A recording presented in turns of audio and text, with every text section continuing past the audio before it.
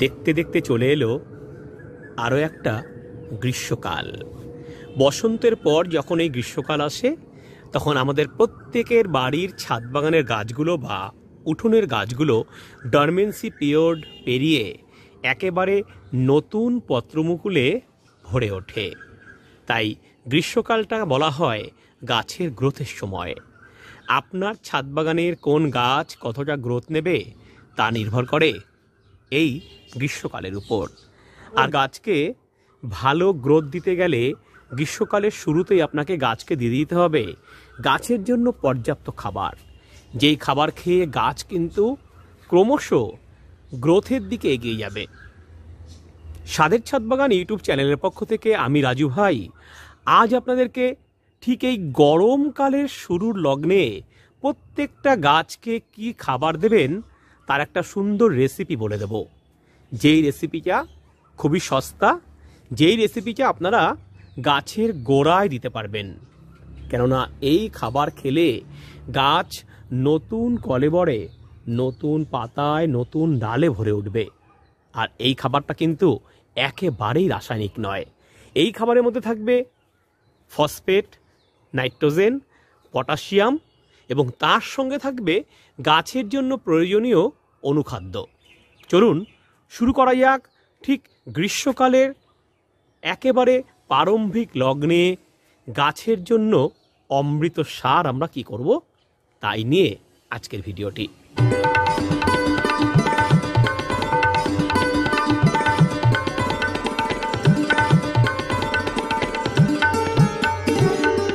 বন্ধুরা, এই খাবারটি আমরা একেবারে ফেলে দেওয়া জিনিস দিয়ে তৈরি করব। এই দেখুন, এটা হচ্ছে ভাতের ফ্যান।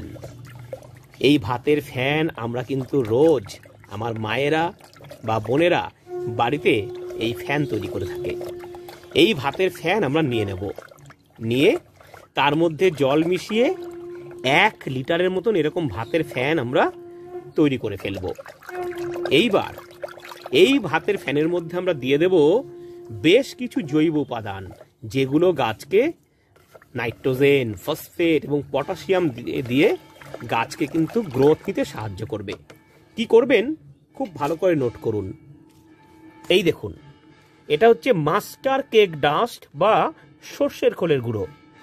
এই সর্ষের খোলের গুঁড়ো আমরা এই রকম চামচে করে এইরকম আমরা দেব। দেখুন দিচ্ছি আমি, এই দেখুন 1 চামচ, 2 চামচ, 3 চামচ, 4 চামচ, 5 চামচ। এই যে 5 চামচ দিলাম, এটা 50 গ্রাম দিলাম। তাহলে 50 গ্রাম সর্ষের খোল আমরা 1 লিটার জল এবং ফ্যান মিশ্রিত দ্রবণে দিয়ে দিলাম। এবং তার সঙ্গে আমরা দেব, এই দেখুন, এটা হচ্ছে বাদাম খোল। যে কোনো সারের দোকানে বাদাম খোল পাবেন আপনারা। এটাও 1, 2, 3, 4, 5 এবং এটাকে আমি আবার এরকমভাবে সুন্দর করে গুলিয়ে নেব। এই যে বাদাম খোল এবং সর্ষের খোল দিলাম, এটা ফ্যানের সঙ্গে পচতে শুরু করবে। আপনি আগামীকাল বাড়িতে যদি কোনো ফ্যান পান এর মধ্যে ঢেলে দিতে পারেন। এটা আমরা 10 লিটারের একটা মিশ্রণ তৈরি করব ফ্যান এবং জল দিয়ে। 50 গ্রাম বাদাম খোল এবং 50 গ্রাম সর্ষের খোল দিলাম। যদি বাদাম খোল না থাকে তাহলে ডাইরেক্টলি আপনারা 1 লিটার এই ফ্যান মিশ্রিত জলের মধ্যে 100 গ্রাম সর্ষের খোল দিতে পারেন। তো আমরা এর সাথে আরও অনেক কিছু মেশাবো। কি মেশাবো দেখে নিন। এই দেখুন, এটা হচ্ছে বায়ো ফসফেট ফার্টিলাইজার। এই দেখুন বন্ধুরা, একেবারে সর্ষের দানার মতো দেখতে। এই যে এটা বায়োফসফেট। এখানে একটা প্লেন জল নিয়েছি, জলের মধ্যে আমরা এইরকম 2 চামচ অর্থাৎ 20 গ্রাম এই যে দিলাম, 1 চামচ এবং আর 1 চামচ, এরকম 2 চামচ আমরা বায়োফসফেট দিলাম। ঠিক আছে, দেখুন বায়ো পটাশও পাওয়া যায় বাজারে কিনতে, 30 থেকে 35 টাকা কেজি। এইরকম এই বায়োফসফেটের মধ্যে মেশাবো আমরা। 1 চামচ দিলাম এবং এইরকম আর 1 চামচ দিলাম। এই 1 চামচ বায়োপটাশ মানে হচ্ছে 10 গ্রাম বায়োপটাশ, আমরা 20 গ্রাম বায়োপটাশ নিলাম, 20 গ্রাম বায়োফসফেট নিলাম। এবং এর সঙ্গে আমরা দেব, এই দেখুন বন্ধুরা, এটা হচ্ছে মারিনো গোল্ড বা সিউইড মাইক্রোনিউট্রিয়েন্ট। সমস্ত রকম মাইক্রোনিউট্রিয়েন্ট অর্থাৎ অনুখাদ্যে পরিপূর্ণ এই মারিনো গোল্ড, এই মাইক্রোনিউট্রিয়েন্টটি আমরা, এই দেখুন, আমরা ডাইরেক্ট এখান থেকে 2 চামচ অর্থাৎ 20 গ্রাম এই একই জলের মধ্যে মিশিয়ে দেবো ভালো করে। দেখুন দিয়ে দিলাম। ঠিক আছে বন্ধুরা, আরও একটা জিনিস এর মধ্যে মেশাবো, সেটা হচ্ছে আমার ম্যাগনেসিয়াম সালফেট বা এপসাম সল্ট। এটাও আমরা 2 চামচ এই তরলের মধ্যে দেব।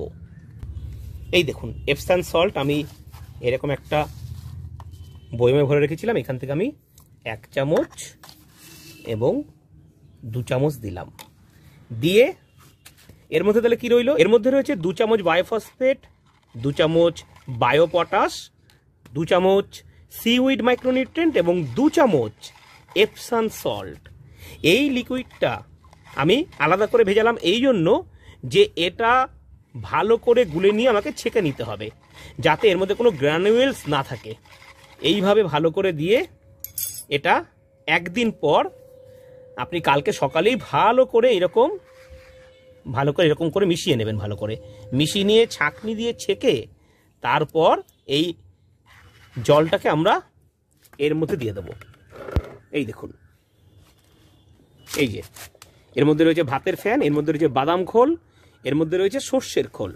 ঠিক আছে, এই টোটাল মিশ্রণটা একসাথে মিশিয়ে নিয়ে আপনারা 5 দিন পচিয়ে ফেলবেন, 4 থেকে 5 দিন। 5 দিন পচিয়ে ফেলে তার মধ্যে আপনারা, যদি আপনাদের বাড়িতে ফ্যান আরও হয় সেই ফ্যানগুলো তো এর মধ্যে দেবেনই, দিয়ে জল দিয়ে টোটাল 10 লিটারের একটা আপনারা এরকম সার তৈরি করবেন, তরল সার 10 লিটারের। কিন্তু এর মধ্যে যা যা দিয়েছি এই ইনগ্রেডিয়েন্টগুলো আর আমরা দেবো না, শুধু জল মেশাবো এবং ফ্যান মেশাবো। ফ্যান মিশিয়ে 10 লিটারের একটা একদম জৈব তরল সার আমরা তৈরি করব।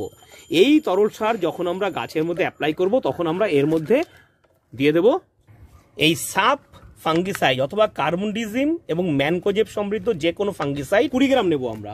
20 গ্রাম দিলে 10 লিটারের যে মিশ্রণটা তার প্রত্যেক লিটারে 2 গ্রাম করে এই ফাঙ্গিসাইডটা থাকবে। এইবার এই যে সারটা তৈরি হলো, 10 লিটার যে সারটা আপনি তৈরি করলেন 4 থেকে 5 দিন পচিয়ে নেবার পর, সেই সারটাকে ডাইরেক্টলি আমরা কিন্তু ফাঙ্গিসাইড পাউডার মিশিয়ে গাছের গোড়ায় 200 ml করে অ্যাপ্লাই করব বন্ধুরা।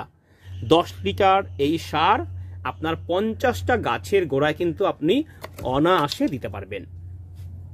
যে সমস্ত গাছে এরকম কচি পাতা আসছে, এই দেখুন, এই যে কচি পাতা, কচি ব্রাঞ্চেস, কচি পত্র মুকুলে কিন্তু আপনার গাছ একেবারে ভরে উঠবে যদি আপনারা ভাতের ফ্যান দিয়ে এই তরল সারটা বানিয়ে গাছের গোড়া দিতে পারেন প্রত্যেক 10 দিনে 200 ml করে। আর অন্য কোনো খাবার দেওয়ার দরকার নেই, এর মধ্যেই কিন্তু গাছ নাইট্রোজেন, ফসফেট, পটাশিয়াম, ম্যাগনেসিয়াম এবং আরও অনুখাদ্য পেয়ে গাছ কিন্তু বাড়বে আপন গতিতে। আপনারা অবশ্যই আজকেই এই ফার্টিলাইজারটা তৈরি করে ফেলুন বন্ধুরা, আর আপনার ছাদ বাগানের গাছকে এই গরমের শুরুতে বানিয়ে ফেলুন ভীষণ সুন্দর, প্রাণবন্ত, সবুজ, সতেজ এবং পাতায় পাতায় ভরপুর। এই খাবারটা চালিয়ে যেতে পারবেন আপনারা বর্ষাকালের আগে পর্যন্ত, তাহলেই আপনার ছাদ বাগানের প্রত্যেকটা গাছ কিন্তু হয়ে উঠবে ভীষণই সুন্দর, ফলে ফুলে পরিপূর্ণ। কেমন লাগছে এরকম শর্টকাট টিপস জানাতে ভুলবেন না। আর এই ধরনের আরও নানান রকম টিপস পেতে সাবস্ক্রাইব করুন স্বাদের ছাদ বাগান ইউটিউব চ্যানেলকে। আমার এই জৈব তরল সারটার জন্য একটা লাইক কিন্তু অবশ্যই দেবেন। ধন্যবাদ।